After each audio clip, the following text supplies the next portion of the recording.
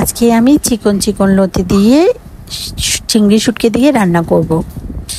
প্রথমে আমি রসুন কুচি, পেঁয়াজ কুচি, চিংড়ি শুটকি, কাঁচামরিচ দিয়ে ভালো করে ভেজে নিব।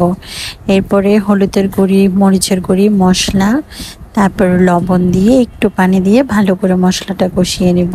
কষানোর পর এখানে 2-3টা টমেটো দিব। টমেটোটা দিলে একটু রান্নাটা ঘন হয়, তাই টমেটো দিলাম।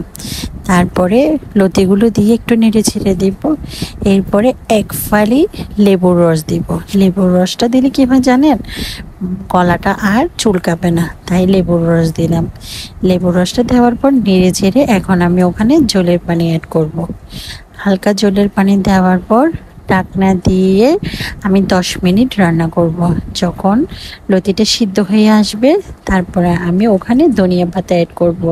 ধনিয়া পাতা অ্যাড করার পর 2 মিনিট মিডিয়াম জালে রান্না করব। এখন রান্নাটা প্রায় শেষ। কেমন হয়েছে অবশ্যই কমেন্ট করে জানাবেন।